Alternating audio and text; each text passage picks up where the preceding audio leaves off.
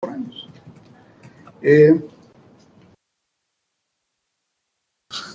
Me parece que en esa perspectiva la sociología se ha acrecentado mucho. Ya no son posturas únicas, antagónicas, contrarias, sino más bien, decía hace un momento, más integradas. Y en Luhmann tenemos eso, un poquito de integración. Me gustaría, yo leí el texto de Anaí Urquiza y leí el de Bárbara Chernowska, pero que algo muy fuerte. Porque hay ciertas cosas que de verdad, o sea, de pronto decía yo, pero ¿esto de dónde lo está sacando? O sea, yo me sentí como en primera primaria leyendo el texto de parte de la universidad. Entonces, a lo mejor algunos conceptos de Luhmann podrían aclarar más o menos de qué se está tratando estos temas. Me agarré de estos, ay caray, es el microsegundo que no sé. Es que nos dijeron, ¿verdad? Que se tardaba un microsegundo. Ok, entonces ahí la revisión de algunos conceptos de Luhmann, digamos, como para clarificar. El modelo de la teoría de sistemas es una apuesta por la distinción, por la diferenciación de la forma. Es decir, buena parte de la obra de Luhmann no está preocupada por los contenidos, está preocupado por distinción de formas. Es decir, es una teoría más, si se pudiera llamar, una teoría de formas, más que teoría de sistemas. Sí, María. ¿Perdón? Sí, María. Sí, claro. Ay. Para él, pues si quieren pasamos al que sigue. La forma es la clave para la comprensión de los fenómenos que van a analizar. O sea, es una clave fundante y no está allá, está aquí, ¿no? No es una especie como de telescopio o microscopio que no sirve para observar, es una especie como de espejo. Por ejemplo, parte en el segundo punto de que el observador requiere ubicarse sobre cuál sistema está parado y cuál requiere observar. Entonces, en ese sentido, lo observado significa según el observador. O sea, cada observador observa algo diferente. No puede haber una objetividad en que coincidan, porque el observador se vuelve parte del observado, ¿no? Algo así. Y esta diferenciación es una diferenciación presente con las sociedades modernas, o sea, desde la Revolución Francesa, la Revolución Industrial Inglesa, la Reforma Protestante Alemana, el Renacimiento Italiano. Todos estos fenómenos que generaron la modernidad distanciaron los distintos ámbitos, la economía de la política de la educación de la ciencia, que ese es un punto muy interesante, estas de la religión, etcétera, etcétera, etcétera. Es decir, este fenómeno de diferenciación social que, por ejemplo, Habermas toca muy bien cuando Teoría de la Acción Comunicativa habla, eso hace una sociedad diferenciada, donde los actores se ubican en espacios distintos. Es diferente nosotros que estamos en el sistema educativo a los empresarios, o a los políticos, o a los religiosos, pero esto nos obliga, digamos, a ubicarnos desde donde estamos haciendo nuestra observación. Nosotros estamos en el espacio académico. Hay una tendencia en la sociología, por supuesto, orientada, digamos, a salvar, a proteger, a defender, a cuidar la sociedad. A veces resulta que nuestra mirada es una mirada basada en criterios de equidad, de éticos, de libertad, filosóficos muy importantes, que trabajamos sociológicamente en la teoría y en los elementos, pero que queremos, digamos, que, por ejemplo, la economía sea, los políticos sean, pero los políticos tienen un código, tienen unos programas, igual que nosotros aquí en la academia tenemos los nuestros, nos diferencian de ellos, ¿verdad? Es decir, son códigos y programas distintos unos de otros.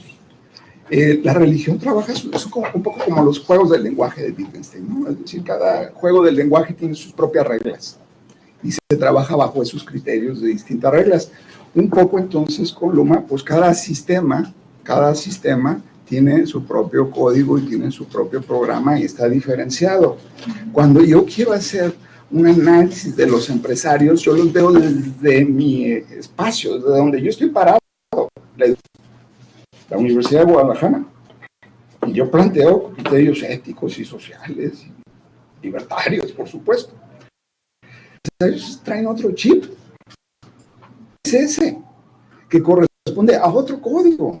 Es decir, o con la iglesia. Entonces, cuando hablo de la iglesia, me gustaría que nos pusiéramos a veces a pensar, damos clases de religión, pues igual para ellos cuando vamos en ciencia les decimos, mira, científicamente esto.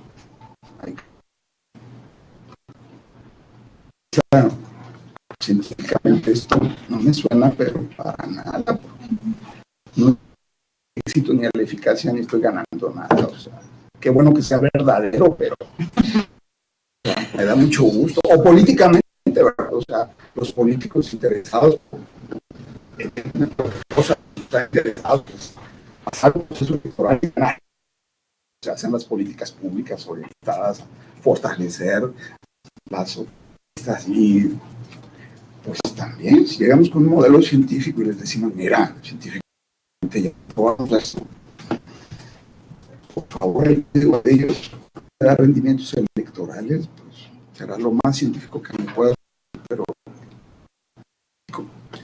este es un problema que tenemos en las ciencias, que digamos este espíritu de la ilustración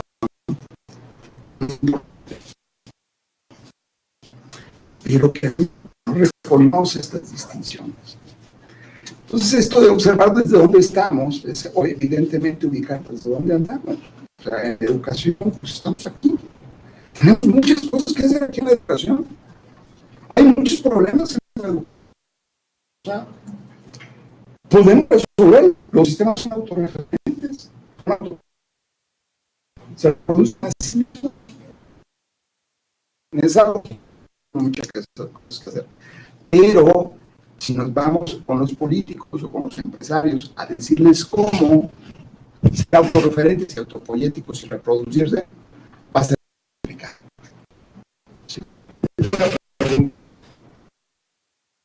Con el doctor Fernández, el que traduce a Luma del español. Javier Torres Navarrete.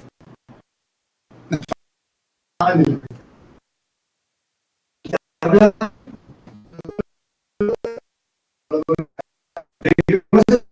un problema de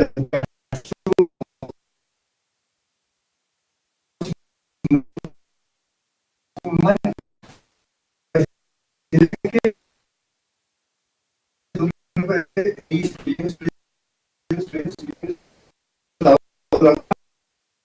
Te digo que como que cada vez que una diferente.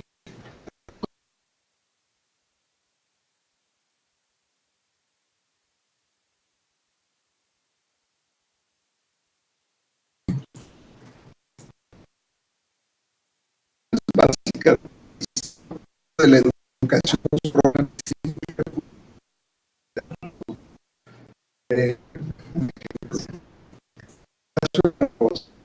la reprobación, tenemos uno de los programas más extraordinarios para apoyar a los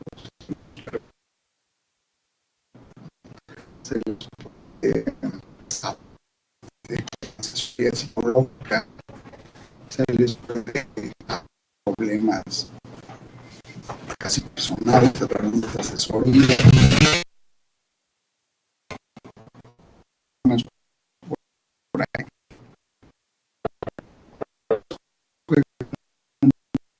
Por ahí.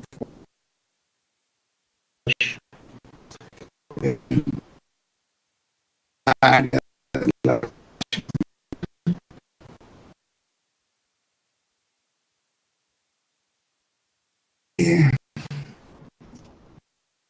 la comunicación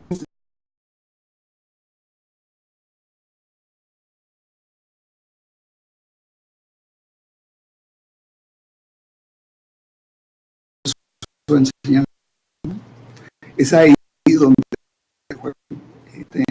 la comprensión y la aprobación, o lo contrario, la reprobación. ¿Se fijan? Estoy haciendo una distinción. Aprobados, reprobados. Entonces, las operaciones base educativo están en este proceso. Ahí está. ¿Por qué los académicos relacionados con aquella frecuencia muy fuerte de reprobación?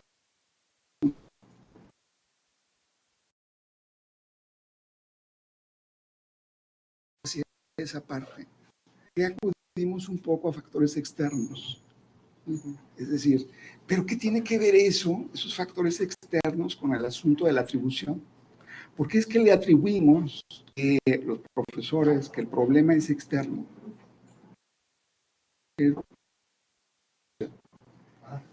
¿Por qué hace esta distinción en que dice, ay, mira, los alumnos deben de tener problemas de hábitos, de problemas familiares, problemas emocionales, problemas económicos, allá que los resuelva? ¿Por qué no enfrenta el hecho de que también él forma parte de este proceso en la comunicación entre ego y alter, y entre este proceso, digamos, como de información, notificación y comprensión, y que la comprensión no se está dando? ¿Me explico? Es decir, ¿por qué salimos? ¿Por qué no lo hacia adentro con nuestras operaciones que son recursivas y que permiten generar autopoyéticamente el mismo sistema? Es decir, si el alumno comprende aquello que no está comprendiendo, por lo cual reprueba, pues hay mucha posibilidad de que el sistema se siga reproduciendo. El ingeniero siga haciendo cosas de ingeniería, el físico de física, el matemático de matemáticas, ¿verdad? Más o menos. Entonces, este problema de atribución es muy común. Pues los alumnos dicen que somos los profes y los profes decimos que somos los alumnos, ¿no? O sea, yo le atribuyo al otro, no es un asunto de autoatribuirse. A mí me toca esto y a ti me toca esto y allá que a ellos les toca. Ese es, digamos, un elemento que tiene que ver con estos problemas de que la comunicación es el factor que tiene que ver con la educación. Porque la comunicación es el elemento basal, no la acción. Nosotros normalmente en sociología siempre hemos trabajado la cuestión de la acción, ¿no? O sea, son las acciones sociales las que tienen sentido, pero no, es decir, con Luhmann son comunicaciones con el sistema que estás trabajando, o que estás, digamos, estoy aquí y no estoy allá, ¿verdad? No sé si... Incluso no sé si también puede decir que más que los sujetos y los elementos, lo que se enfoca es en las relaciones. ¿Sí? Más en las interacciones que en los sujetos mismos. Fíjate, por ejemplo, hay una conexión, por ejemplo, en Weber, efectivamente, es decir, hay una relación entre los sujetos, es decir, el punto de equilibrio es la relación, no es el sujeto A y el sujeto B, es la relación la que juega aquí el papel importante. En este proceso, ego y alter, que es la relación siempre, ego y alter no solamente como sujetos, también como organizaciones o como sistemas. O sea, ego, el sub, alter, Petroquímicas de México, ¿no? A ver cómo se comunican. ¿Cómo le hacen para establecer criterios de pertinencia el sub con, ¿cómo se llama? Con aquella. Petroquímica. ¿No? Petroquímicas de México. ¿Cómo le hace para establecer la relación? ¿Cómo comunica? Ahí sí hay un problema de alta contingencia y de doble contingencia, esta contingencia relacionada con los accidentes, ¿no? Pero también en micro, por ejemplo, ¿también? Que un pedagogo se entienda con un experto en telecomunicaciones. O sea, también es el yo y el otro. Ahí lo que importa es qué código, ¿no? O sea, qué código ¿Qué distinciones? ¿Qué tipo de interacción se va a hacer? Ahora, lo peor del caso es cuando que... tú discutías con aquel de la coordinación de medios. Sí. ¿Te acuerdas? Cuando iba a sacar un video. Sí. Cada quien así como... Sí. Lo peor del caso con Luhmann es que queda claro que los sistemas son autorreferentes, autopoyéticos y están cerrados, no se comunican con los otros. Sí. Eso es lo peor del caso. Están cerrados. El sistema económico está cerrado hacia su propio esquema, hacia su propio modelo. El sistema de la universidad está cerrado a la educación, ¿no? No sacamos dinero de aquí. Bueno, no normalmente, ¿no? Caray. Sí. No puedo poner esos ejemplos, pero bueno. Básicamente, este hecho de que estén cerrados los sistemas permite, digamos, que cada uno se maneje. Esta doble contingencia se maneja con este criterio de yo hago lo que tú quieres si tú haces lo que yo quiero. ¿Me explico? Es un proceso de comunicación. Yo hago lo que tú quieres, pero si tú haces lo que yo quiero. Entonces intercambiamos cosas. Esas son las formas, pero si yo quiero comunicar cosas mías a ti, desde tu perspectiva, tú no me las aceptas. Una empresa muy productiva difícilmente va a querer algo que la universidad le dé, aunque la universidad quizás si quiere dinero que le dé la empresa, ¿verdad? O sea, pero vamos, más bien, este criterio está relacionado con su reproducción, con cómo se reproduce. No se reproduce si no es con sus propios códigos base, la reproducción. No tanto el funcionamiento, puede funcionar. La reproducción en el sentido de mantenerse, no en el sentido de duplicarse. Y autorreproducirse, funcionar, existir. Como una persistencia automática. Sí, claro. Es decir, por ejemplo, eso que tú dices, contaba de lo poquito que alcancé a leer de esa señora de Sabrniavsky.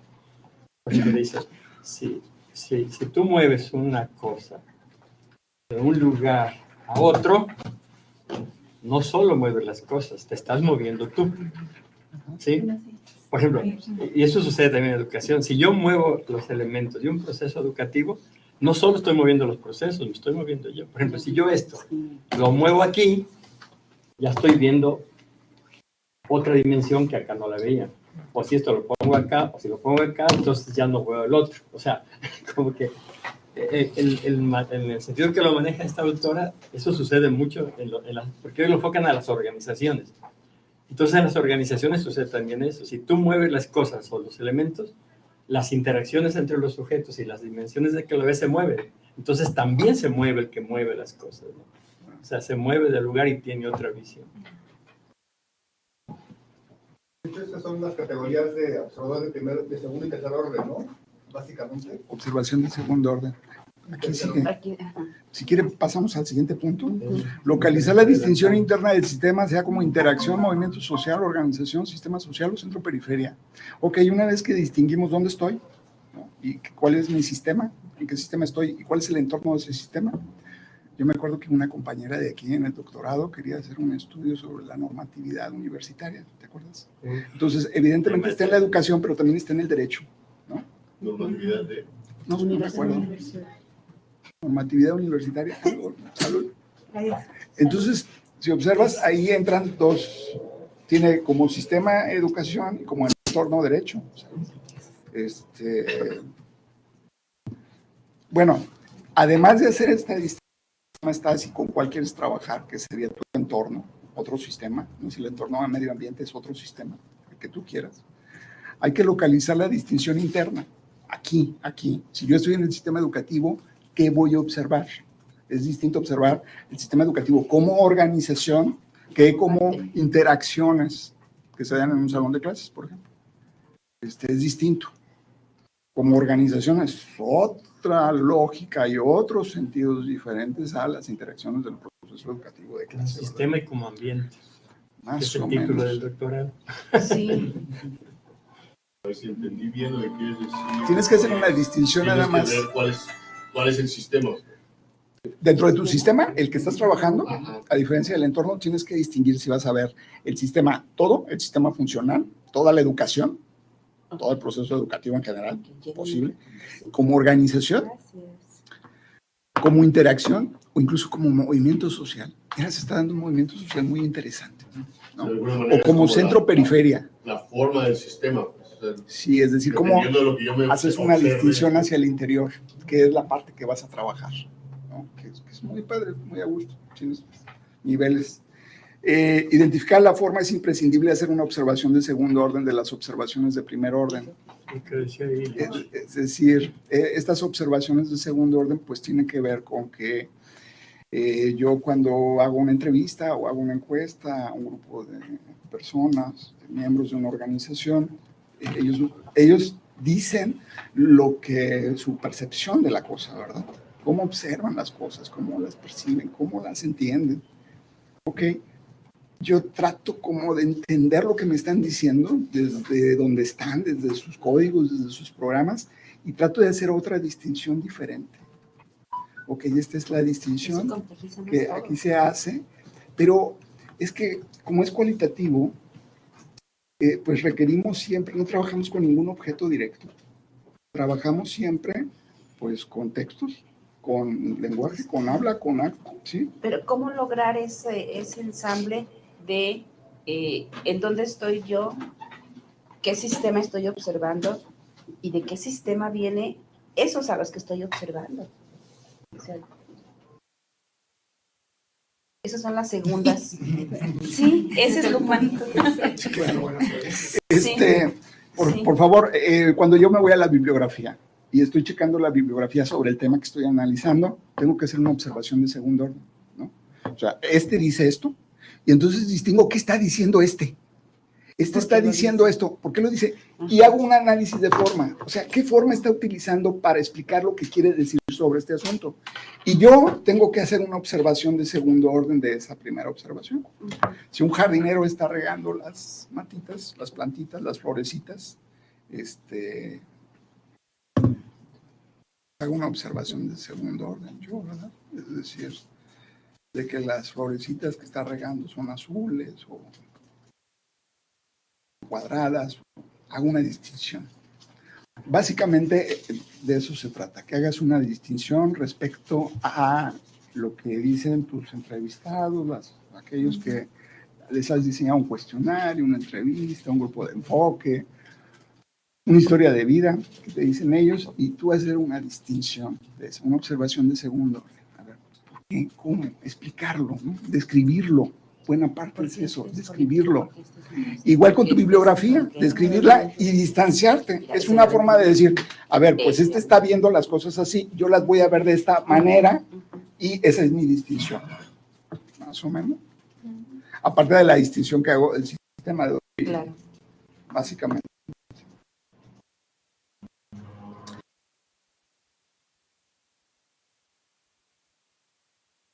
Referencia, cuando estamos aquí hablando de proceso educativo, estamos en un proceso educativo de conocimiento y hay heterorreferencia cuando estamos hablando de algo de allá afuera, ¿no? Cuando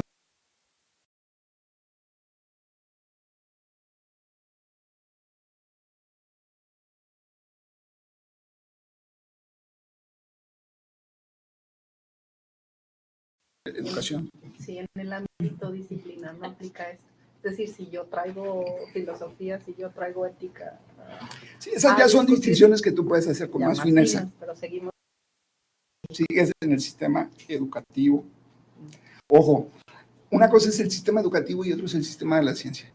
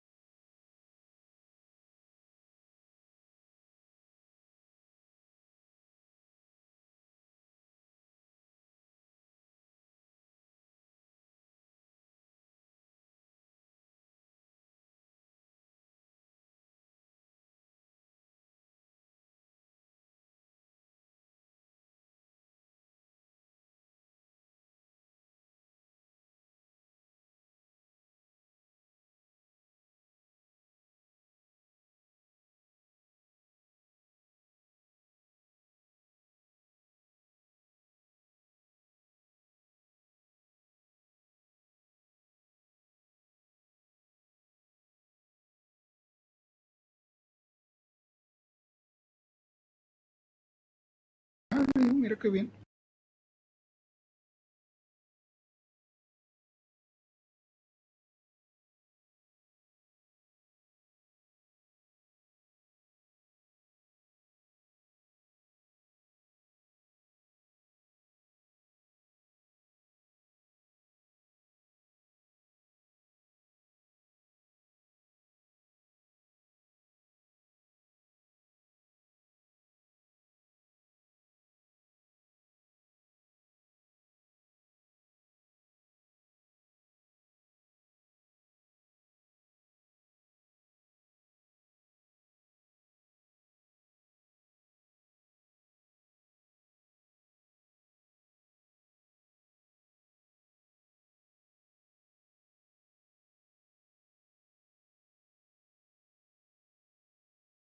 De empujar, mover, jalar, facilitar, y resulta que está siendo contraproducente.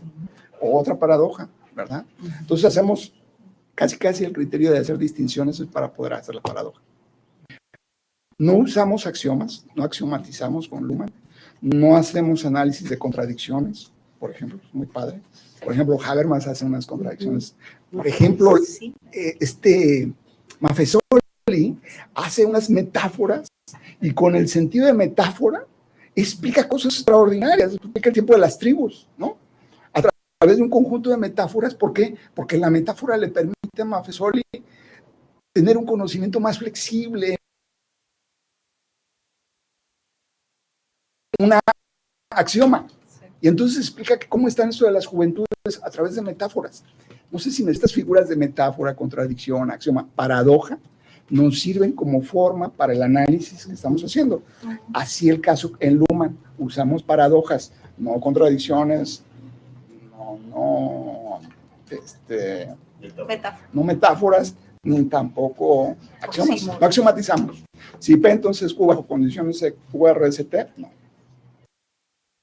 Todo es paradoja, todo, por eso tenemos que hacer la distinción constantemente, hacer distinciones.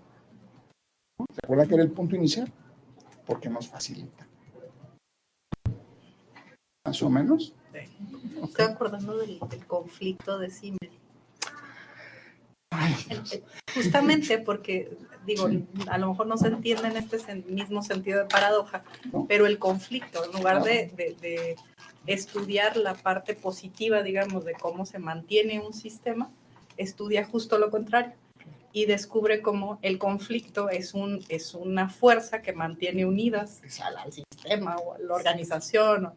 Y entonces es curioso que aquello que decimos que es negativo resulta ser lo que aglutina, pues, ¿no? Y es una forma para sí. Sí, exacto. Pasamos al que sigue. Pues todavía faltan muchos, ¿no?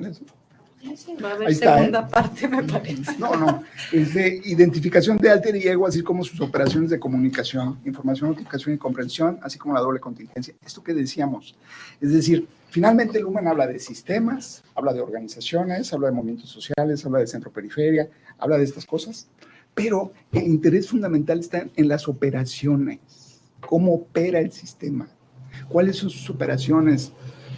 Un centro comercial nos pidió que hiciéramos una valoración en términos, perdón, es una intervención, una valoración en términos de que si les convenía o no les convenía tener una serie, digamos, como de espectáculos en el centro comercial. Entonces, pues hicimos un análisis en términos de las compras, si se incrementaban o no. Las compras, por supuesto, la gente va a comprar. Es una operación básica del centro comercial, ¿no? Y resulta que rastreamos el antes y el después y pues no había diferencia. E incluso había menos compras.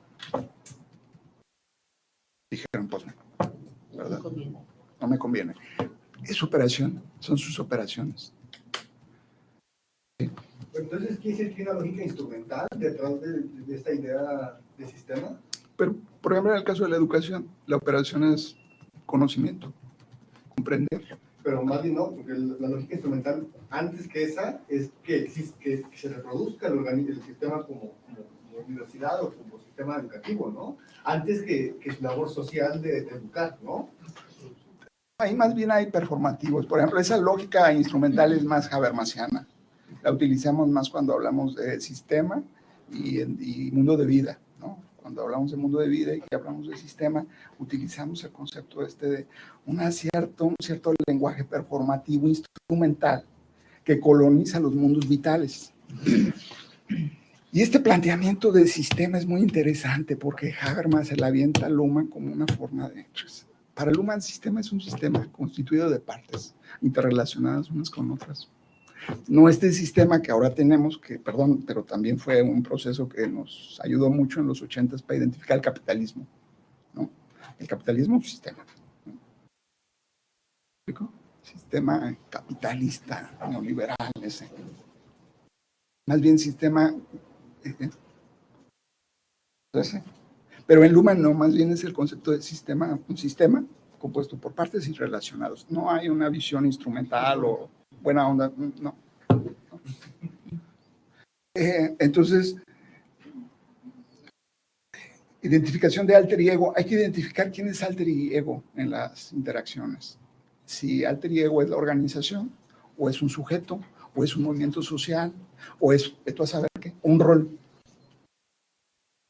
No hay sujetos, pero ojo, sí hay roles. Nosotros aquí jugamos roles, ¿no? Profesores, investigadores, los alumnos, pues son alumnos, jugamos roles. Y la identificación de los roles es fundamental. El ejemplo, ¿te acuerdas aquel ejemplo de la señora que está en el supermercado y que llega una amiga del barrio? Entonces una señora está ahí vendiendo cosas, atendiendo en la caja, y pues hasta la cola, 5 o 6 personas, y de pronto llega alguien conocida, ¿verdad? Llega una conocida de la infancia cerca de su casa y se pone a platicar. Y empiezan a platicar.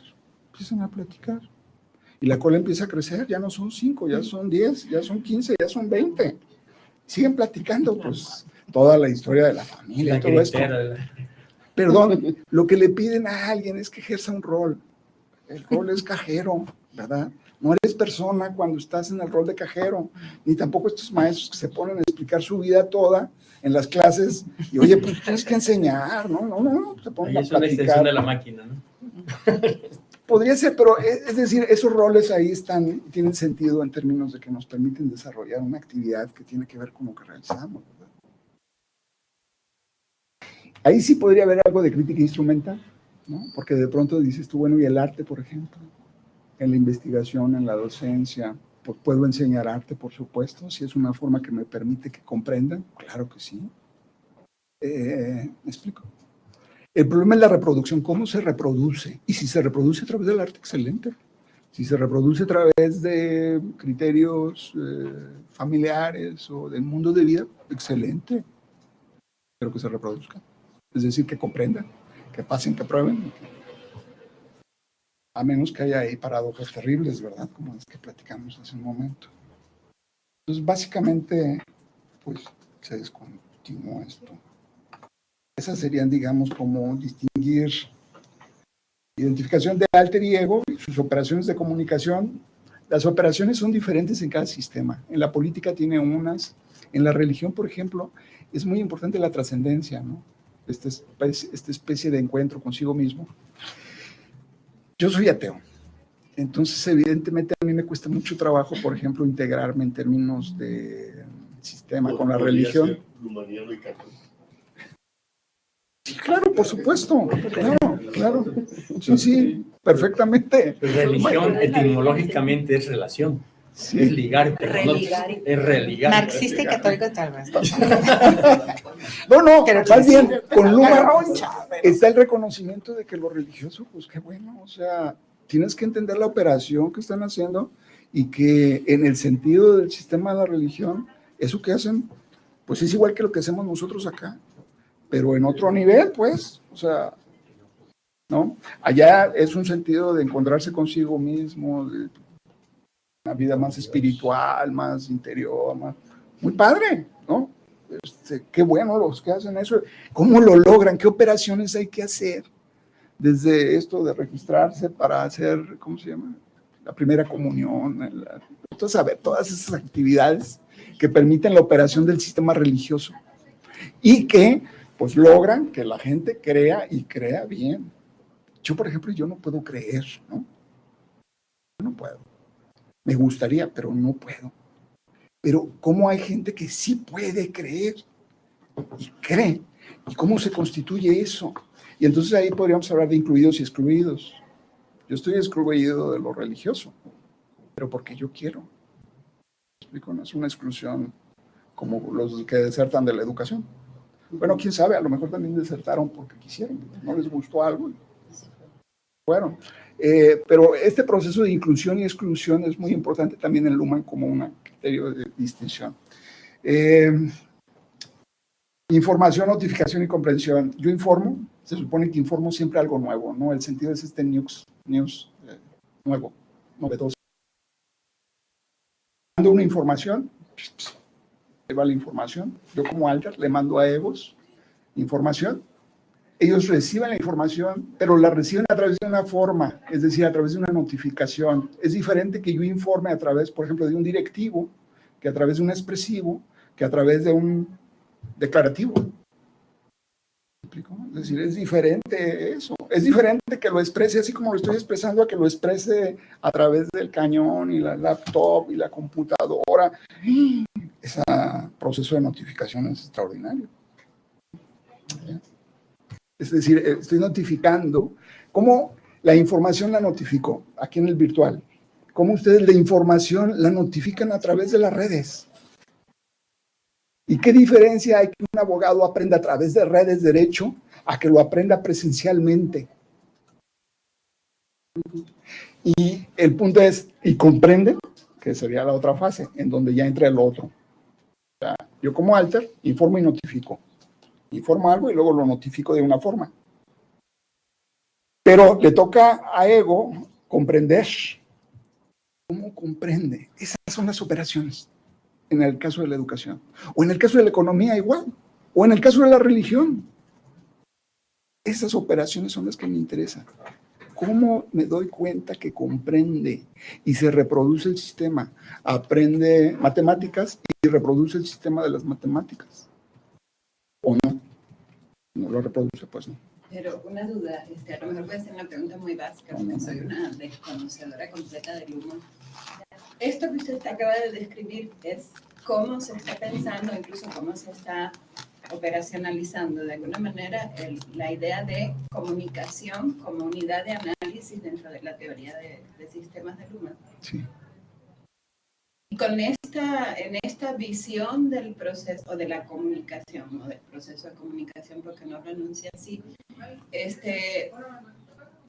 ¿hasta qué punto, digámoslo, por una parte, teniendo su consideración, repito, soy una ignorante de la propuesta luhmanniana, pero vengo de comunicación, entonces por eso me meto un poco más en este asunto. Pero es muy inteligente para preguntar. Pues gracias. No, pensando en esta centralidad de la comunicación como unidad de análisis de lo social, sí. Que le confiere Luhmann, estas serían, digamos, las escalas, las dimensiones de análisis fundamentales para comprender cómo es este proceso.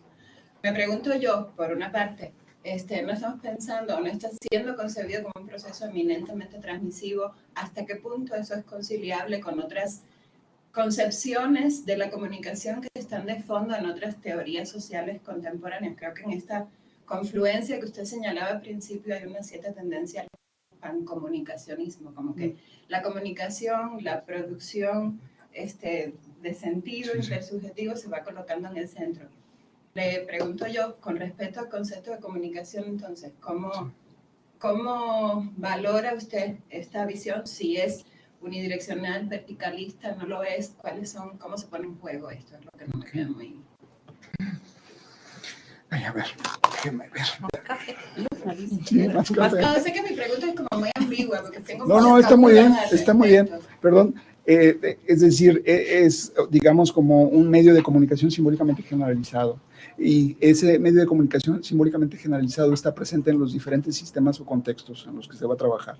Cada sistema o cada contexto tiene un medio de comunicación simbólicamente generalizado que hace factible la comunicación. Híjole, muchas gracias. Porque en realidad es altamente improbable que la comunicación se dé. Es altamente improbable. de que nos podamos comunicar. Es más, informo, notifico, pero luego la comprensión puede ser perfectamente muy bien. Ya me informaste, ya comprendí, no estoy de acuerdo. No tengo por qué acordar, como en el caso de Habermas. En el Habermas sí es un sentido, digamos, como de acuerdo, de consenso. Acá no, para nada. Permíteme solamente explicar esto. Está en el contexto el medio de comunicación simbólicamente generalizado, no está presente en nosotros. En el sistema educativo está el medio de comunicación que es aprender, no aprender, conocer, no conocer. Aquí está. No es que yo me voy a inventar una variable externa para investigar dónde está. No, ya está aquí en el contexto. Es este sentido de que la esencia humana no es una abstracción que reside en el individuo en sus relaciones sociales. De que es exterior, general y coactivo. Se te impone. El medio de comunicación simbólicamente generalizado. Tú lo utilizas para relacionarte. Un muchacho que si quiere venirse a trabajar conmigo y le voy a enseñar la teoría del Luhmann, pero que se venga a trabajar conmigo durante 8 o 10 horas, me va a decir, no, espérate, o sea, ahí es dinero, el que juega, no conocimiento, ¿no?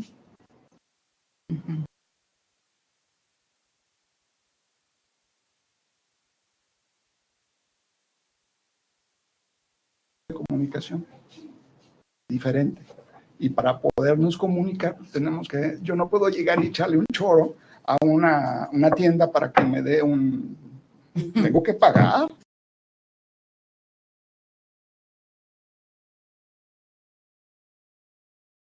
Más o menos. Ese medio de comunicación simbólicamente generalizado es muy importante, es el que constituye, de hecho, la probabilidad de que nos podamos entender. Eso me preguntaba si a pesar de la altísima probabilidad de que fuera fallido, que fallara, Altamente. al mismo tiempo es una precondición para que el sistema exista. Claro. Esa es una precondición fundamental.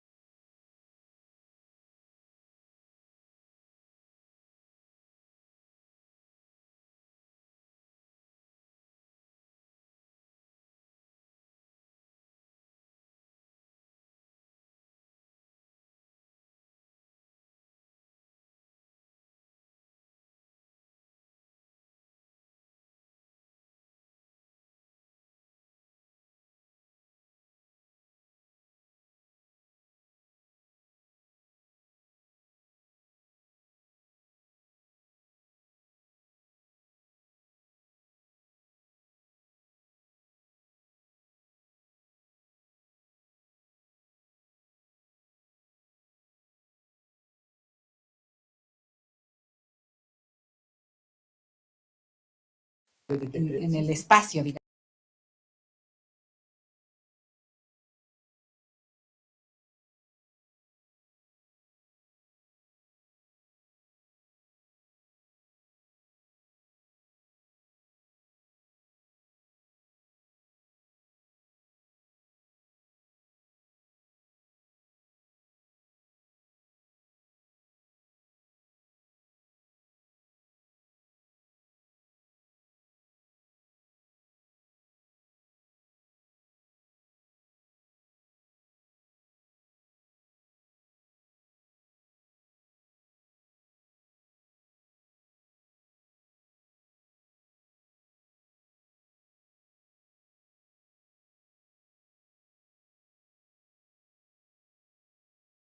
La pedagogía vive mucho de prestado, de los conceptos, ¿no? Y sobre todo la biología, cuando habla uno de órganos, de tejidos sociales, de la familia como célula de la sociedad, y ahí se da lo que sea, cómo cada quien codifica un concepto, ¿no? Y cada quien se mete en su mundo. Yo quería hacerte una pregunta de ese sentido. Cuando Edgar Morán habla de metalenguaje, ¿cómo lo entendés? O sea, cuando pretende superar eso de los lenguajes específicos y los lenguajes personales, cuando Edgar Morán habla de un metalenguaje, o sea, como un metacódigo donde sí se entiende. A ver, ¿tú cómo lo ves? No leí esa parte. Te sabría decir. Porque él a veces, como él lo que plantea es la fragmentación del conocimiento que ha llevado también a la fragmentación del lenguaje y de los códigos. Es lo que plantea ese metalenguaje, que tiene que ver con lo que decía María Elena, o sea, un código como para arriba de los códigos personales, donde sí se entiende la gente. ¿Sí? Ya entendí. Pero Sí. desde la perspectiva del número sería más bien crear otro sistema. No, perdón. O sea, por ejemplo, las operaciones estarían ligadas, ¿por qué no?, con competencias. Las competencias también son operaciones. El punto es, por ejemplo, los alumnos cuando reprueban, ¿qué competencias son las que reprueban? ¿O qué conocimientos específicos son los que reprueban? Como comunicaciones. Y como no tenemos un inventario de eso, no evaluamos en la reprobación las operaciones que facilitan la deserción o la reprobación. No tenemos. Y ese es un elemento base del sistema interno, no externo. Y valdría la pena poderlo orientar. Competencias, conocimientos, destrezas, aptitudes. Yo lo que entendí un poco de lo que decía Manuel es, tenemos un sistema, son los manuales, los físicos, las diferentes disciplinas. Pareciera como individuos, o sea, como sistemas. Como haciendo la analogía, lo que hacen los psíquicos es un sistema. Sí. Lo social Es otro. no incluye lo psíquico. Lo social es un sistema donde esto se vuelve entorno y el sistema crece. Sí. Entonces, si lo vemos así, diríamos que la física es un individuo, las matemáticas son como sistemas. Sí. Y el poder tener un metalenguaje, estaríamos hablando de alguna forma como crear un metasistema, donde lo demás son un entorno, o sea, con la estructura análoga, no sé. Sí, claro. No. No si lo componen son de... Porque entonces no habría diferenciación ni distinción. Por favor, esta clave en Luhmann es, digamos, como que la constitución de los sistemas, la economía por sí misma, o la política por sí misma, o la religión por sí misma, evolutivo de miles de años. No se hizo ahora con la modernidad, ya tiene rato. El dinero, el poder y las creencias. Sí, ¿no? O sea, ya tiene rato y ha costado, en términos de civilización, pues mucho tiempo lograr este tipo de cosas. Entonces, un metalenguaje que reúna estos criterios, no, al menos en la perspectiva de Luhmann, no. En la perspectiva, por ejemplo, de otros autores de la sociología, por supuesto que sí. Claro. Lo que le daría soporte Latour, por ejemplo. En Habermas sería la acción comunicativa. Sí. O sea, es lo que le daría Serían los fundamento actos a de la habla. posibilidad, no del metalenguaje, sino a la posibilidad de La comunicar comunicación. entre sistemas. Sí, más relacionados con otros mundos. Pues no sé si... ¿Ya cómo andamos? No, bien, bien. Lo que dice Luhmann es que la comunicación es prácticamente imposible Sí, entre dos seres psíquicos. exactamente, eso dice. Pero entonces, si tú tienes Ese es un su postura. sistema que es el de los médicos, y tienes un sistema que De es salud. de los pescadores, ¿por qué podría haber comunicación ahí si no puede haber comunicación aquí? Si los sistemas son cerrados. Podría haber, si hacemos eso que habíamos dicho, si tú haces lo que yo quiero y yo hago lo que tú dices, esta cosa. Bajo ese criterio sí hay comunicación. Pero tú cedes, ¿eh? Tienes que ceder al otro y el otro igual. Los dos tenemos que ceder al código del otro. Porque, pues, si no, ¿de qué manera? Pero es que es la creación de otro sistema, ¿no? ¿Perdón? Eso implica la creación de otro sistema. Ajá, es lo que yo- Pero mire, sucede mucho de lo que son a distancia. Tú sabes que si esa universidad dice tutor, está diciendo a lo que tú le dices asesor, y lo que él le dice docente, y lo que a Laura le dice instructor, y lo que a aquel le dice facilitador. O sea, a veces es lo mismo, pero a eso se refería. O sea, tú aceptas el concepto del otro, aunque no lo hagas tuyo, ¿no? Es como ceder un poco tu lenguaje para aceptar el código del otro. Claro. Que es muy complicado. Como lo que dice competencias. Allá en salud tienen como 30 años trabajando lo de competencias antes que llegara de moda. Pero si tú oyes al doctor Espinosa, a Mercedes y a todos, dices, cabrón, eso no es como Es otra competencia. es otro modo Es de otro entenderlas. modo. Pero los escuchas y ya integras con tu modo de entenderla, ¿no? O sea, es como... Está difícil. Es Luhmann. Pues... Yo quería preguntar, Hay que cambiarle, ¿no? que has venido citando para comprender el problema de la reprobación. Ajá.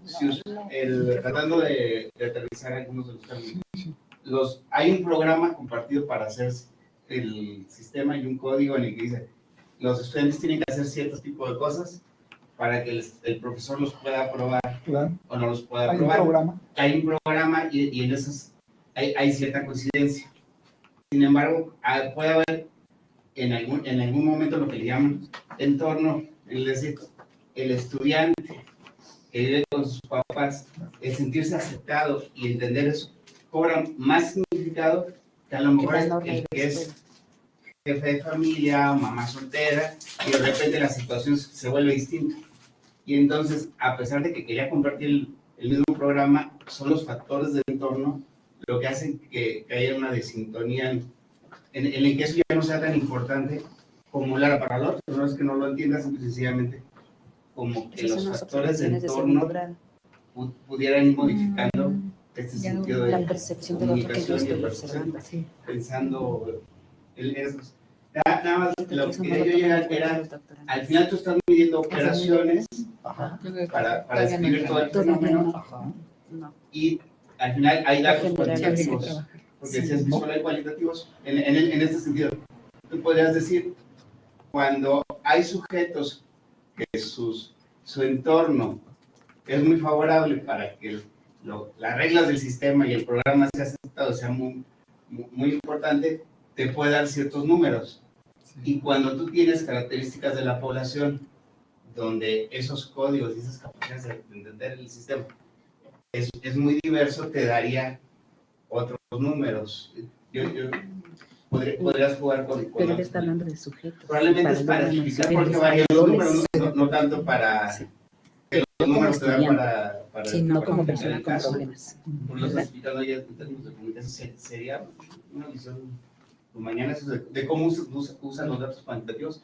Lo que usted decía de las ventas, al final, las ventas manifestaban cierto tipo de cosas en el fenómeno, si había eventos o si no había espectáculos. Y el sentido de la gente que llegaba con un programa para comprar, los que tienen sus tiendas llegan con un programa para vender, y pones el evento, y es como para atraerlos, pero puedes aumentar el número de gente pero no el objetivo que tenían los del programa de los de acá. Hay ciertas operaciones matemáticas para que el alumno, sobre todo, ¿verdad? Pues en matemáticas, en donde el aprecio familiar o el recibir cierto recurso económico no le permite la comprensión de la operación matemática, ¿verdad? Es decir, por mucho que reciba aprecio familiar, la operación matemática que tiene que aprender no le va a posibilitar ese aprendizaje. O por mucho dinero que reciba, pues no va a poder, te voy a dar 500 pesos. Pues puede ser, pero igual. ¿Me explico? Es decir, no es un asunto como, tiene que ver con el proceso de información y notificación y comprensión que se da en el proceso de enseñanza-aprendizaje. Los factores externos, pues pueden, digamos, como gatillar, pero no disparan. En este caso sería más bien el sistema. Es una responsabilidad del sistema el autorreproducirse. Dado que el entorno Sí. va cambiando, tendría que ir cambiando sus operaciones para poder permanecer. Sí. Yo veo ahí otra perversión del sistema. Porque el que aprende, a final de cuentas, lo que va a comunicar, lo que va a expresar, no es lo que aprendió, sino lo que el que tiene el poder cree que debe haber aprendido. Entonces, en un examen, eso le dice al profesor lo que él quiere Para que saber. Pero pueden quedar muchos aprendizajes que no los expresa. Son de las muchas perversiones que tiene el sistema educativo. De hecho, según el traductor de Luhmann, no es una perversión, sino es simplemente la forma en que el sistema se reproduce. De hecho, al hacer un examen, lo que hace el individuo no es hacer un examen, sino es validar políticamente hablando a la institución. Pero yo le llamo perversión porque ya no hay un aprendizaje auténtico. Pero o sea, eso es muy interesante. Aprende lo que quiere el sistema. Aprende lo que quiere el sistema. Por ejemplo, con el marxismo nos queda claro la importancia del conflicto, del cambio, de todos estos procesos que son muy importantes. Con Luhmann hay una preocupación como por el orden. Es decir, a ver, ¿cómo es que habiendo tanta crisis, habiendo tantos problemas económicos, cómo es que funcionan los bancos? ¿Cómo es que habiendo tantos problemas en la familia, tantos problemas, las familias ahí están? ¿Cómo es que con tanto sacerdote pedófilo la gente va a la iglesia? Es decir, ¿qué pasa? O sea, ¿cómo es que, o sea, es otra perspectiva, no es la perspectiva como de vamos a modificar la revolución, esos cambios. No, es la perspectiva, a ver, pero ¿esto por qué está ordenado? Porque sí. ¿Por qué se ordena? ¿Qué mantiene? Fíjate que un gran ejemplo así como macro es la Unión Soviética. Estamos celebrando 100 años de la revolución de octubre que fue en noviembre, ¿sí? 100 años. Y durante 70 años se les enseñó a los niños de que era la Unión de Repúblicas. No existía Lituania, Letonia, Estonia, el Uzbekistán, Turquestán, todo eso no existía en las escuelas, no aparecía en los libros de texto. Pero, o sea, llega este cuate, transforma todo y los países renacen. O sea, ¿dónde permaneció ese conocimiento? ¿Dónde estaban los turquestanos, los georgianos, los lituanos, los letonos? O sea, ¿dónde estaba eso si ya no se enseñaba en las escuelas? Y lo que tú dices, la familia. O sea, la familia sí conservaba ese conocimiento, esa cultura, y fue más fuerte que el sistema escolar. Y lo mismo pasó en Checoslovaquia, en Yugoslavia. Ha sucedido en muchas partes, ¿no? O sea, pues yo nada más para concluir, me gustaría mucho señalar el esfuerzo del trabajo que hace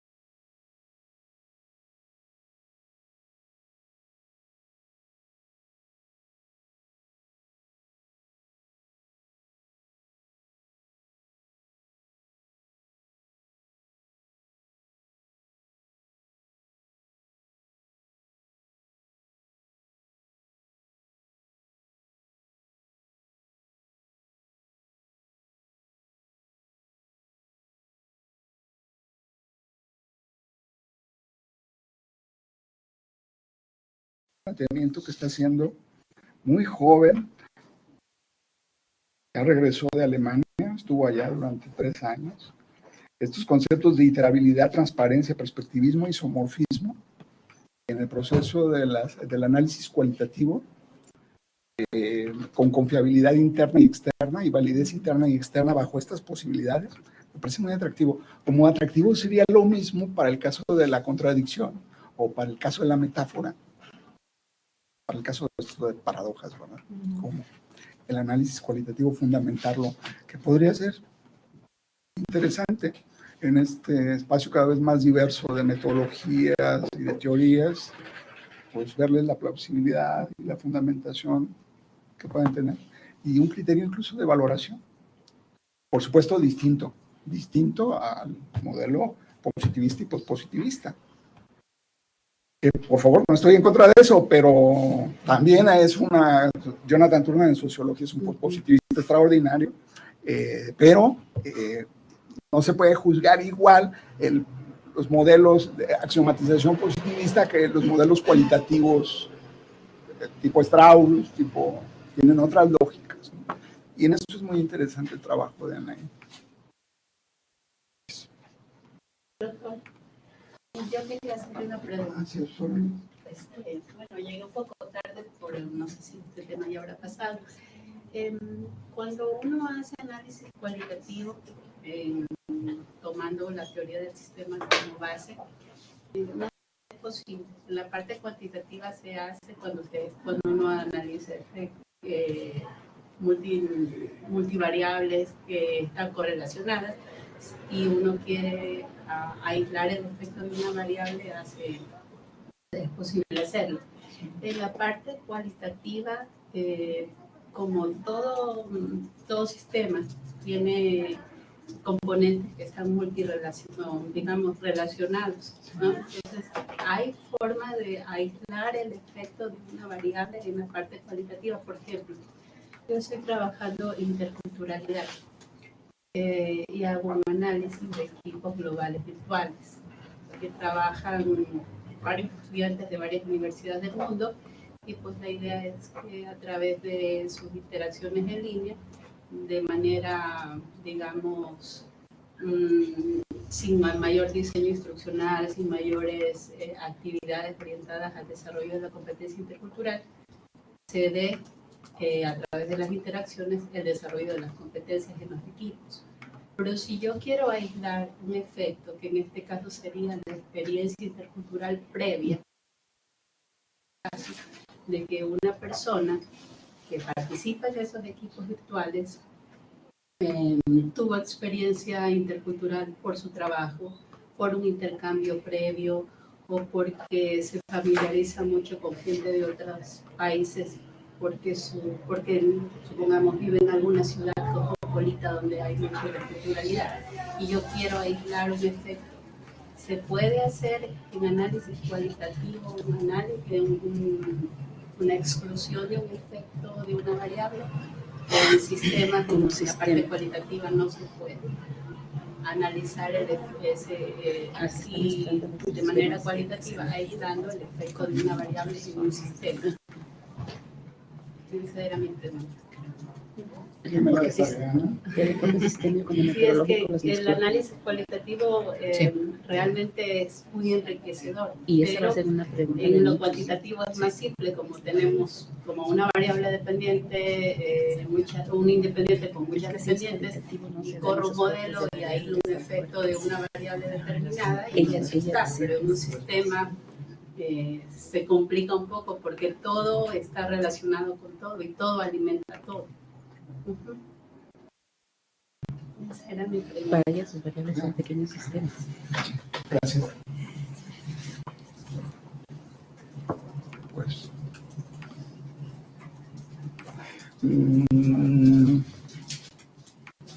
Por ejemplo, una distinción muy básica es el hecho de las entrevistas. Cuando nosotros hacemos entrevistas con un sentido cualitativo, nos interesa mucho lo social, ¿no? Y pues solemos preguntar a las personas que participan sobre su opinión, ¿no? Y es muy importante los insights que se logran en la interacción entre los participantes. Ese es un criterio básico. En el caso de las encuestas, yo le pregunto a cada individuo por separado su opinión y luego hago la concentración de la información y presento el resultado. Ahí no hay un espectro social. Se requiere el espectro social de la interacción o de la organización para poder, digamos, establecer la parte de análisis cualitativo en sistemas. Es muy importante eso, más que las respuestas individualizadas de cada uno de los sujetos. Este proceso, perdón. Pero si los individuos no existen, al final de cuentas lo que tienes es... Sí, como interacción. La muestra. La interacción. Es decir, la interacción es la que nos facilita. El ámbito objetual es la interacción, no los individuos.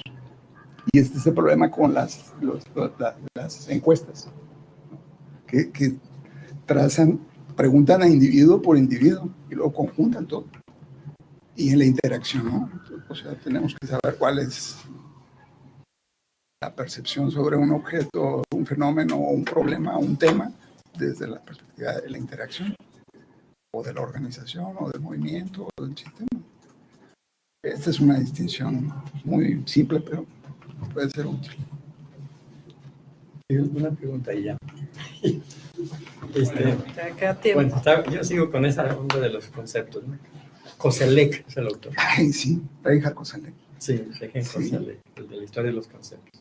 Pero el hecho de que se utilizan así estos conceptos prestados, por ejemplo, la autopoiesis, que es un término biológico, aplicarlo al estudio de las ciencias sociales.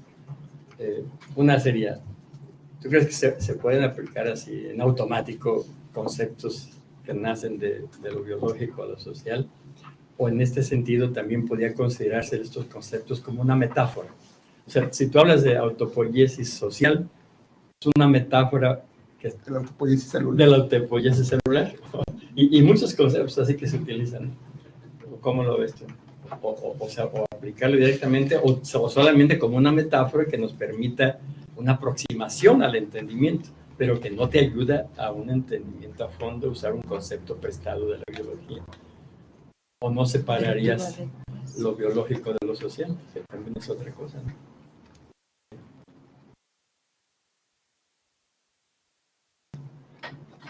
Pues ahí me parece que como la utilización de algunos conceptos de otras ciencias pueden ser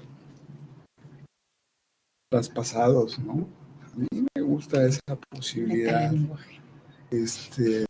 Por ejemplo, con lo que estabas indicando de una posibilidad de pensar la autopoiesis en innumerables ámbitos y que sea un metalenguaje que nos posibilite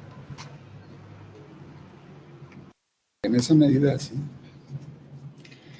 Y tal vez lo biológico no esté tan distinto de lo social, porque esa autopoiesis se da en un contexto y la interacción no solo es al interior del ente, también es una interacción con el entorno donde se ubica, ¿no? También, y ahí es donde se puede también lo social, ¿no? Les mandé un artículo de esta Bárbara, me pareció muy interesante porque está situando a dos autores, está situando a Luhmann y está situando a Latour. Y Latour es exactamente lo opuesto a Luhmann, exactamente lo opuesto. Y es extraordinario porque se complementan perfectamente. Es decir, la gente que está trabajando sistemas se jala a Latour para hablar con él. O sea, las escuelas de teoría de sistemas traen a Latour para todos lados. Es decir, eso es extraordinario. Por ejemplo, en Latour hay otra lógica exactamente diferente. Me parece que estas combinaciones pueden ser muy ricas, ¿no? Por sí solas, me parece que pues a veces no son suficientes, efectivamente, ¿no? Carecen de muchas cosas, pero de manera complementaria me parecen extraordinarias. Yo me quedé pensando en lo que estaba diciendo de si tomar un concepto prestado, digamos, una metáfora para explicar en otra disciplina algo. ¿Qué resultados puede tener? En el caso de la psicología, habrá algunos que dicen que eso es un riesgo y que ponen incluso ejemplos de cómo nos hemos perdido, algunos psicólogos, en las metáforas que empleamos para entender un fenómeno y empezamos a estudiar cosas que eran una ayuda, un soporte para explicar un fenómeno, pero lo empezamos a estudiar como si eso existiera, como si fuese real. Y fue creada. Y entonces ese es el peligro que dicen, por una parte. Pero por otro lado, también hay quienes reconocen que no se puede dejar de lado el hecho de que para que se posibiliten ciertas interacciones es necesario considerar que el sujeto, en el caso de la psicología, pues es un individuo, es un organismo biológico, que ese paquete es necesario, lo biológico, para que se posibiliten una serie de interacciones de otro nivel de mayor complejidad. Entonces, es como me quedé pensando en la reflexión en torno a si cometen esas dos cosas que desde mi área El planteamiento de Susquiza a mí me parece muy interesante porque después de todo este modelo teórico lo que te dice es, bueno, pero vámonos a la parte empírica, porque por supuesto corres el gran riesgo de que en realidad te pongas a hacer análisis de la teoría y transfieras la teoría a la realidad, ¿no? Es decir, entonces vete a la evidencia empírica, vete al análisis específico, ve la fundamentación que existe en la investigación y utiliza esto como referente. Pero por supuesto no puede ser ni mucho menos el criterio. Son en las operaciones en donde se establece la plausibilidad o no teórica de esto. Pero también critica la parte de, lo dice muy bonito, cuidado con la virginidad teórica de la teoría fundada. Es decir, no entramos... Y te estudias el referente en lugar de lo referido. Sí, pero son las dos críticas, ¿no? Exacto, es decir, una y la otra. Es a una teoría que dice así es, y luego nosotros vamos, investigamos y hacemos lo que la teoría dice, no lo que es. Ajá. Es decir, no es una guía, pero a la inversa no es tan puro tampoco. Sí, tampoco, no es tampoco. Puede ser tan puro. Precisamente el planteamiento es esta especie como de doble conexión, ¿no? O sea, que también es muy atractivo en la autora. Vamos, después de tanta teoría y de tanta dificultad, ¿saben qué? Bájenle y vamos trabajando sobre la evidencia empírica. A mí. Eso me gustó, me da mucha esperanza del modelo, ¿no? Y eso curiosamente es con lo que inicia Latour, criticando estas versiones que tienen que ver mucho con tarde, ¿no? De que hacemos estas especies como de criterios, de que las asociaciones existen sin reconocer si en realidad existen, porque a veces ni están, y nosotros las damos por supuesto por una fundamentación teórica por ahí, que nada tiene que ver con el caso concreto, ¿no? Sí.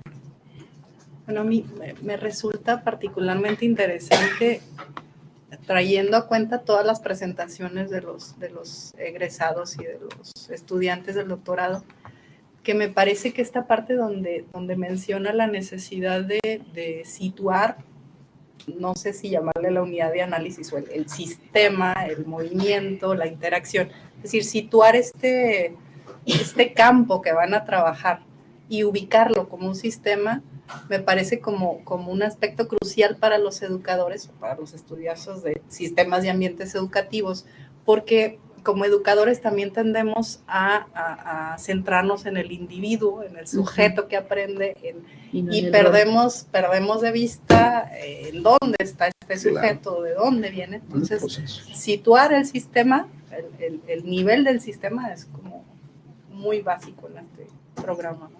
Claro, que es lo primero que hacen los muchachos cuando evalúa ese proceso, ¿no? Tengo un maestro que falta todo el día, maestro. Tengo otro maestro, no el proceso, no las operaciones, se van sobre los sujetos. Y pues, anecdóticamente te sirve de mucho, pero para efectos de trabajo.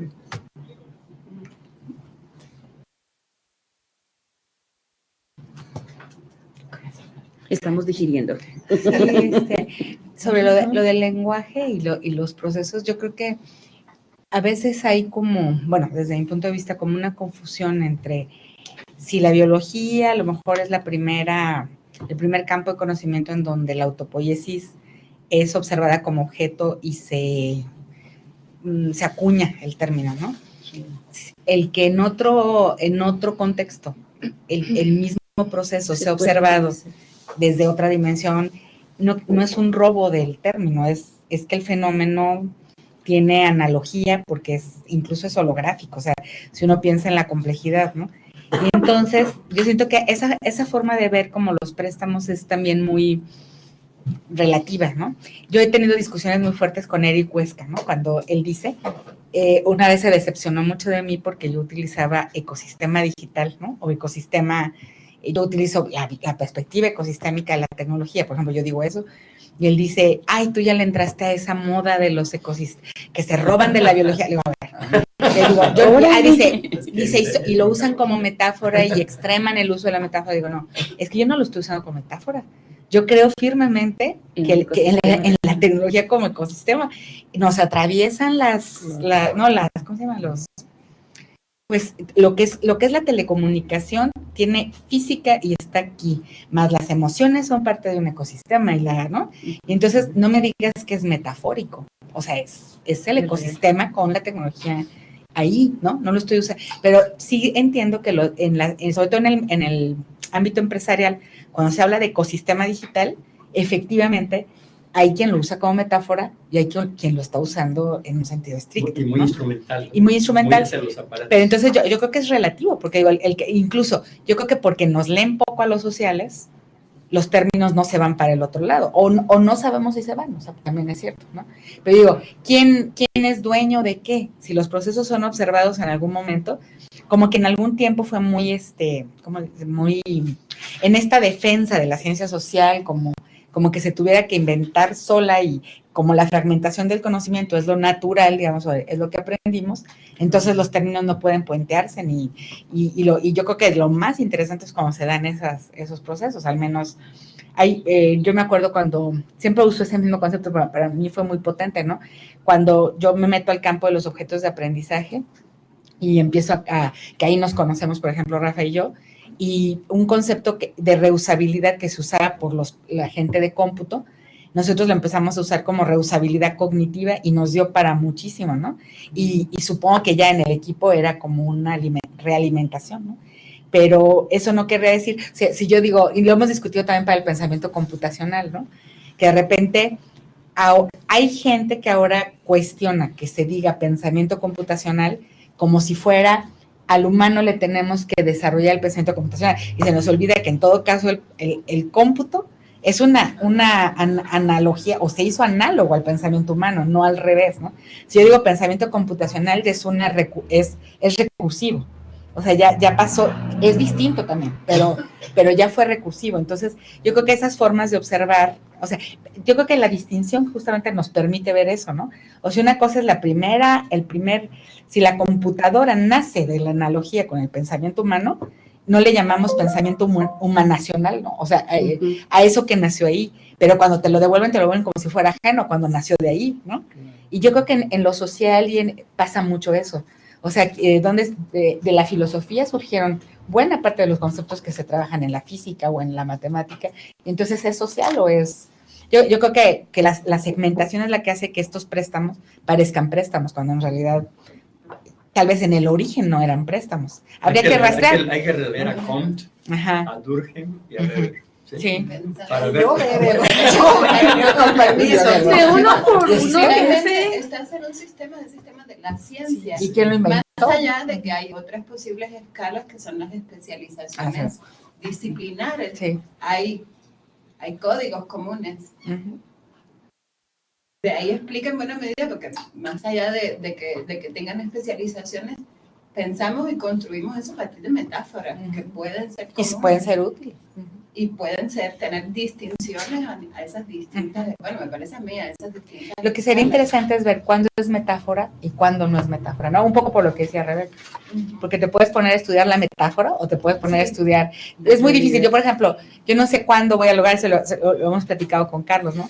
O sea, alguna vez en mi vida, a lo mejor no sé cuánto me lleve, poder alguna vez analizar el ecosistema desde esa perspectiva. Sé que empíricamente no le estoy entrando, o sea, todo es como un deseo, ¿no? Pero ¿cuándo voy a poder jalar los datos para decir, estoy estudiando el ecosistema, ¿no? O sea, Algunos lo utilizan como símil y sí, todo como metáfora. O como metáfora te da para más cosas, ¿no? Hay que acabar con las barreras del conocimiento. Sí. Los conceptos son todos de todos. Pues sí, exactamente. ¿Quién dice que es propiedad? Es interesante. Perdón, ¿me podrías dar un ejemplo, Rebeca, en donde terminaron estudiando la metáfora y no el... Por ejemplo, la teoría de la información, que hace una analogía de cómo funcionan las computadoras, y luego las preguntas de investigación comienzan a ser sobre esa metáfora que fue un apoyo para explicar cómo se daba el proceso valga la redundancia, el procesamiento de la información, o cuando se discute, por ejemplo, de si hay ciertas funciones localizadas en el cerebro, una localización físicamente hablando que posibilita que ocurra, por ejemplo, el lenguaje. Y entonces todo el mundo se empieza a hacer preguntas sobre dónde está localizado. Pero luego resulta que hay otras investigaciones que rompen con ese que no está en ningún lugar. Hay una plasticidad, una reconfiguración de las funciones. Entonces las preguntas se empiezan a hacer con base en los apoyos o con lo que se viene para comunicarse. Entonces, por eso hay cierto grupo de personas en el área, sobre todo las que tienen cuidado, porque estamos cayendo en el estudio de lo que fue un apoyo para comunicar de manera más sencilla cómo se daban los procesos. Hay que dedicarme a ese tema. Sí.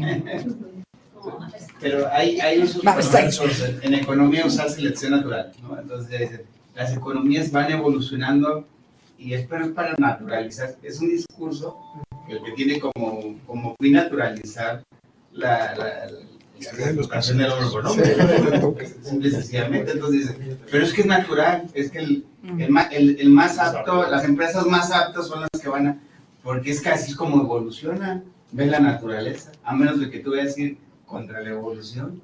En teoría de sistemas sería esto de la autopoiesis, o sea, justificar que los sistemas sociales se reproducen como una prescripción, lamentablemente. Ahí lo tienes, ¿no? O sea, es que si tú dices, no se reproduce el sistema escolar con todo esto, o sea, uno que desearía que no se reprodujera de manera estricta, pero todo el tiempo se reproduce, ¿no? O sea, finalmente puedes decir, ¿eso es destino? Podría hackearse, podría... La escuela va a desaparecer. O sea... Yo estoy seguro. Pero transformarse o desaparecer, ¿no? O sea, el punto es, si la quieres, es siempre ese dilema, ¿no? Sí. Si la reproduces... La educación sí permanece, pero sí, las escuelas, como una forma de institucionar la educación, sí es un producto histórico que tiene apenas 200 años. Y es probable, ojalá este año ya desaparezcan. No me lo ha cumplido. No, pero es que es bien interesante. Sí. Si cuando se hace la historia de la educación, casi todo el mundo la atribuye que a los griegos, que a los chinos, pero no es cierto. O sea, antes había otras maneras, pero sí es con la revolución industrial, sí hay un cambio muy fuerte en la institucionalización de la educación, porque es cuando empieza la producción escolar en serie. Eso de que los de 6 años tienen que aprender a leer y escribir, que a los 7 y que a los 12 terminar la primaria. Ese proceso de homogenizar y serializar, ese sí es muy de la revolución industrial. Antes se daba, incluso había más movilidad universitaria. Antes, cuando todas las universidades enseñaban solo en latín y tenían el mismo plan de estudio, había movilidad y puedes ir a Roma, Madrid, a Salamanca, Guadalajara, y era el mismo currículum de la misma lengua. ¿Sí? Pero era otra. Sí. Ese modelo ya no. Pero digo, sí cambia la manera como se institucionaliza y la escuela es una de esas formas. Y como tal va a desaparecer. O sea, no sé si me toque verlo. 2030. 2030, a ver si no, ya no está acabado. Dice Moravet. Pero lo peor es que ¿sabes por qué no se va a necesitar? Según Moravet. porque ya vamos a traer chips integrados, entonces la función de la escuela, como para que si la información la puedes... Pues mira, ahorita ese Pero libro no que deja de estaba ser de moda, información. sí, claro, ese leí en sería los la 60, no habían nacido ustedes en los 60, pero cuando estaba de moda el librito aquel de desescolarizar la educación, de Iván Illich, tú sí lo leíste. Sí. El de la convivencialidad.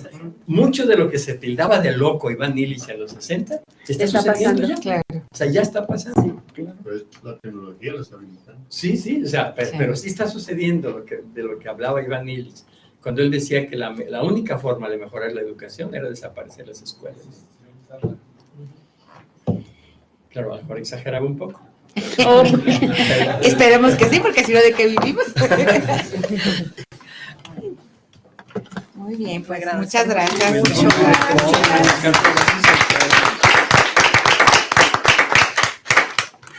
Ya nos dejaste más inquietudes, y eso ya es muy, muy importante. Más que leer.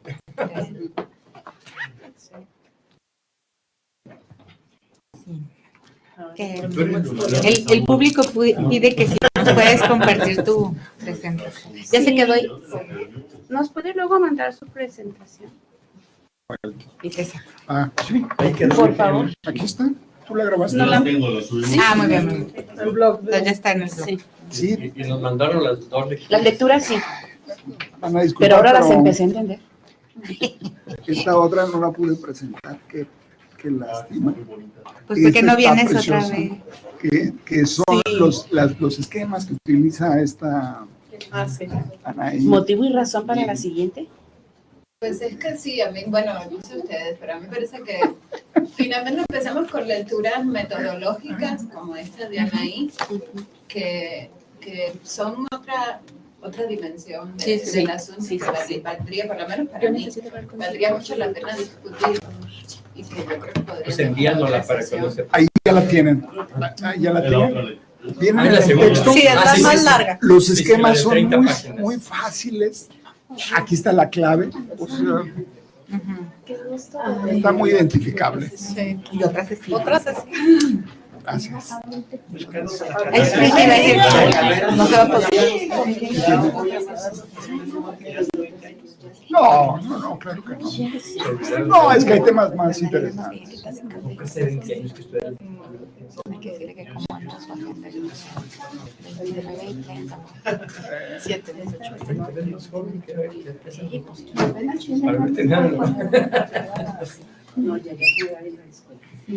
Bueno, muchas gracias. Muchas gracias por invitarme a ver. Nos vemos en enero. Debe estar permanentemente invitado. Porque este enero ¿Ah, sí? Es mensual. ¿Qué tema sigue? Perdón, justo vamos a trabajarlo después de la exposición de Carlos. Planteaba Rafa que poshumanismo, hay que hablar de humanismo, pero vamos a ver qué jala de este tema. Vamos a aprender. Gracias. Están un poco contra los revisores. No, un poco, están contra los ¿Qué palabra crees que iba a decir? Sigo clara. Alucinada. ¿Ya te lo pusiste la de nuevo? ¿Ya te lo pusiste la de yo te digo dónde voy a ir. En lugar de ahorita voy a dar bien leyendo el lugar pues es que en mi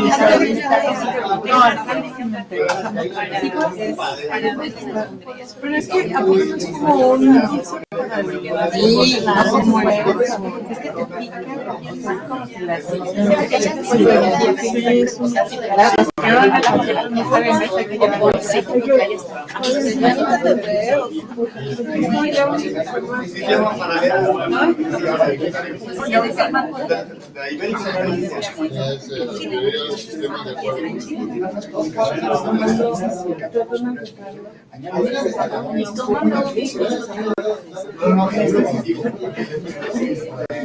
Sí, también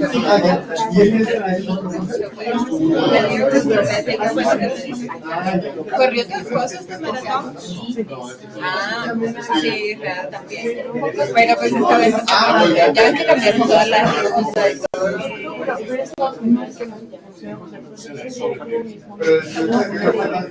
En esta profesión, como entonces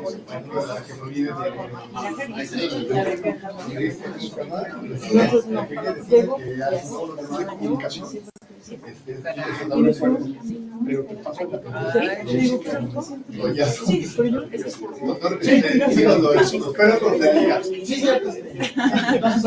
No, es que dicen que sí estuvo más pesada con los casos. No, voy a estar ahorita. Pero estuvo padre para la gente. Podía ver. Vas a ir a... Sí, pues te parabas y nada más cambiaste y ya estabas en Y pues ya queda abierta. Muy padre, pero me acordé de ti, dije, habrá venido. yo no Ellos nos va a tocar porque no han terminado todas las obras en la ciudad. Quería venir, pero ni cómo. compañero, ¿cómo estás?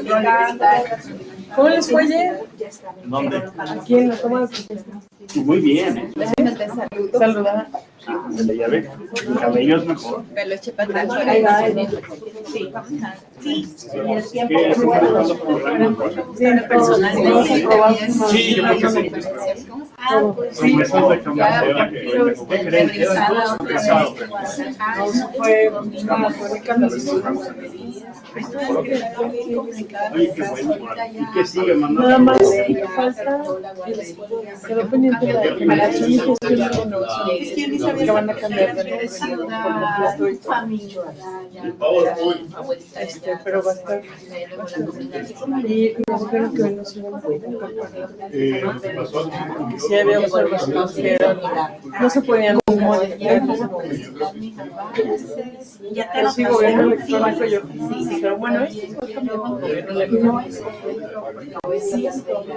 Que no es mejor tener una Es que ya no es Tengo una duda ahí. Está usted ayer en que me interesaba y yo necesito cruzan las horas y yo me acuerdo. Pero ¿cuál podría ser un Todos los talleres son a la misma hora, ¿eh?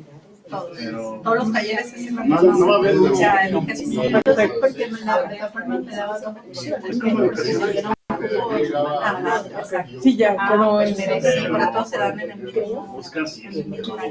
Ya, y esos sí, es talleres perfecto. Y de ahí uno como ¿Tú vas a tener una reunión no